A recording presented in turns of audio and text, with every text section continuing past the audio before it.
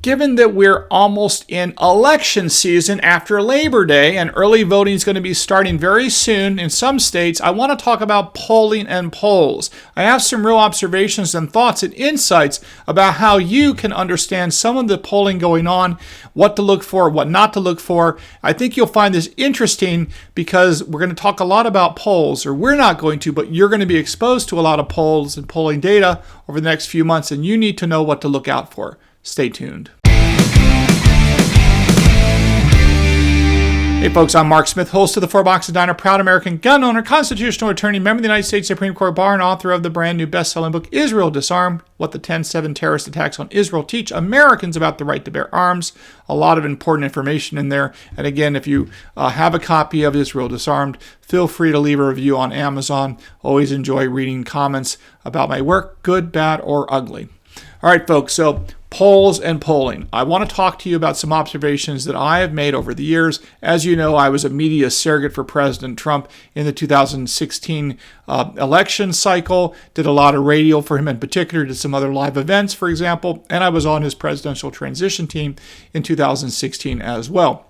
So I have a little bit of understanding and a little bit of experience of looking at public polls published in a newspaper that says that, Donald Trump and Republicans are going to lose. And then, of course, the opposite just occurs. So I want to talk a little bit about some of the lessons that I've learned over the years dealing with polls. And when I see a public poll by the New York Times or NBC or whatnot, what are some of the things that I look for and consider? I think you'll find this interesting. The first rule of thumb, the first rule of Mark Smith's, when you look at a poll involving President Trump, is this.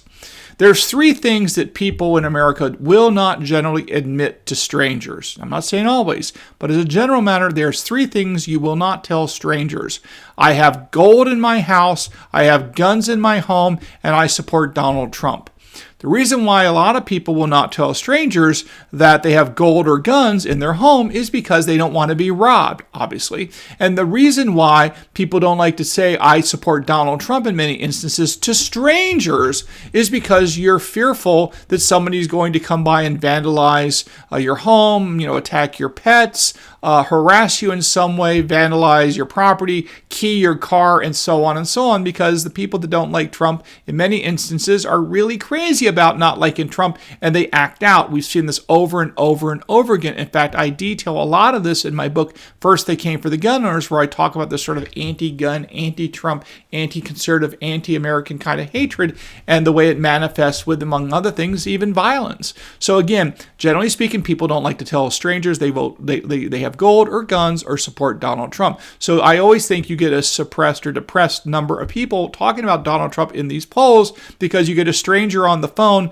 Why would you tell a stranger on the phone any of those three things? Where is the upside? I don't think there is. In contrast, Democrats like to virtue signal. It's pretty clear that the Democrats and people that are left-leaning, they're the ones that put the little signs out that say, in this neighborhood or in this home, we love everyone kind of stuff, which is nonsense, but that's the sort of thing you often see. They love to virtue signal. There's nothing that makes a liberal happier than virtue signaling, in my opinion. And again, they're happy to tell you who they're going to vote for because it makes them feel morally superior in many instances. Again, another reason why I think these polls skew to the Democrat and to the left. And that gives rise to what I call the basics of math. What do I mean by the basics of math when it comes to polling and assumptions? You know the old saying about assuming or assume or you assume, it makes an ass out of you and me, right? That's the old joke about assuming too much. Well, polling requires massive amounts of assumptions, huge assumptions. Let me give you an example. Let's just call this the math issue. In the 2020 election in Pennsylvania alone, there was approximately just under 7 million people voted for Joe Biden and Donald Trump in combine the two, okay? 7 million people approximately. Now, if you do a very, very, very large survey or poll in Pennsylvania, very, very large, let's say you get 2,000 people to answer your survey, for the sake of argument. Think about it for a moment. You're talking as 2,000 people. They have to represent the voting desires or intent of 7 million people. Just do the math.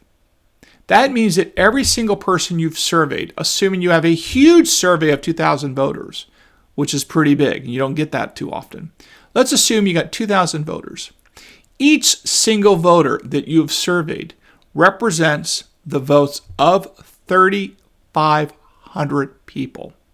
So you as a pollster have to assume that if I interview Mark Smith and do a survey of Mark Smith and he tells me who he's going to vote for, what does he believe in, blah, blah, blah, Mark represents the voting intent of 3,500 Pennsylvanians alone. Well, and again, they don't usually get 2,000. Usually they're like 800 people you get surveyed. So that means the number is even greater as to what they represent. So you're making a very big assumption that Mark Smith represents the voting interest and desires and intent of 3,500 people. That's a pretty big assumption that's being made here. I'm not saying it's crazy to do that, but that's the reality of it. So just keep that in mind. How realistic is it that you can assume that Mark represents the interest and the intent of 3,500 people? It's a big stretch. I think the other thing to keep about these polls is a lot of these are really propaganda. And what I mean by that is, if you think about, let's say in World War II, you had propaganda, you had Japanese radio would broadcast Tokyo Rose was a series of women that spoke English that would broadcast out to the American allies, telling them that there's no way they can win the war, to try to discourage them and to try to discourage the Americans. And propaganda is a typical thing. And certainly if you want to discourage Trump supporters or Republican voters, doesn't have to be Trump, it could be any Republican voters, then a great way of doing it is to say that your candidate has no way to win, so why bother going to the polls and voting? This is a typical tactic I've seen in many instances. They try to discourage people from giving money to candidates that supposedly can't win, to try to discourage support for people that can't win, and so on and so on. But again, when we look at a lot of these polls that come out, we have to understand that in my view, a lot of this is propaganda. It's a push polling. It's about shaping political opinion and not about actually understanding what it really is. This goes back to, I think, comments, although I don't recall him actually saying this, although I do think he said it. I think Rush Limbaugh often said that polls were about shaping public opinion and not actually measuring it. And I think that that's likely true. And the last point I want to make is I spoke to friends of mine, and I've had this conversation with others. And usually, and this is a good idea, if you're ever polled, I'm going to make a recommendation. If somebody gets you on the phone, assuming they can get you on the phone to do a poll and you're going to give it, I ask them the following question. And let me know what they say. Ask them this. Say, look, I'll answer your questions, but I want you to answer one question of mine first. And the question I like to ask them is this.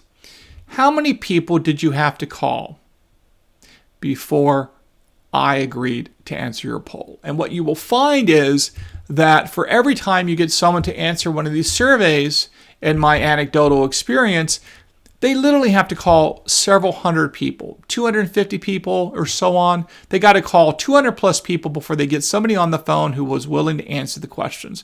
Well, that's a lot of people that you're not getting on the phone. And of course, I think it's fair to say a lot of Republican voters, they won't pick up the phone. They won't answer phone calls with with caller ID that they don't recognize the number. A lot of them are on vacation in the month of August. A lot of them are working. They're not home collecting government funds or government checks. You get the point. So I think it's a lot harder to get Republicans on the phone than many Democrats, where a lot of Democrats suck at the teat of big government in the form of welfare checks. That's just the harsh reality of this. And of course, if you're calling people up whose entire existence depends upon getting a welfare check, I think we know where they're going to generally be voting. But again, it's just something to keep in mind. So anyway, these are some of the things that I consider when I read these polls in the newspapers. I will say one last thing, which is this. If I see a poll that is favorable to Donald Trump or Republicans, I give that a lot more credit than if I see one the opposite. And that sounds a little counterintuitive. But the way I think about it is when I used to try cases as a trial lawyer. If I have my client say something favorable to my client, that was great. But what was much, much better was if I could get my adversary, the other witness on the other side, the party on the other side, to say something favorable to my side, to my party, to my client, if you will. That was much better because it was more credible. So with that in mind, that if I see a favorable poll by the New York Times or NBC or ABC or CBS or any of these sort of liberal outlets, and they're somewhat favorable to Donald Trump or Republicans, I give that a lot of credit because, again, if I just see them saying, oh yeah, Democrats are going to win, Kamala's great, I don't give that much credit. But if they're favorable to Republicans or show that it's a close race with Republicans, I give that a lot of credit. And I'm basically viewing that, if for you trial lawyers out there, as a party opponent admission where the other side doesn't want to say nice things about Trump. They don't want to suggest that Trump or Republicans are doing well. And if they are saying that they're doing well or people like them,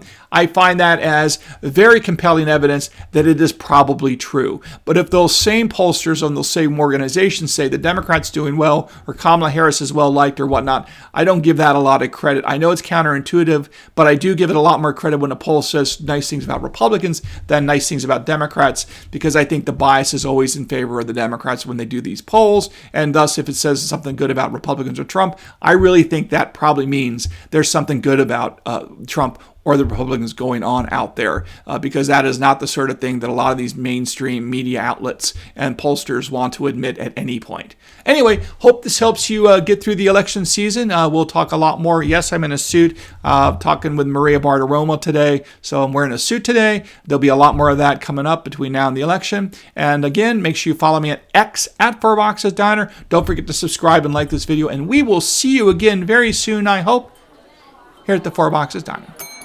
Orders up. Table 2A.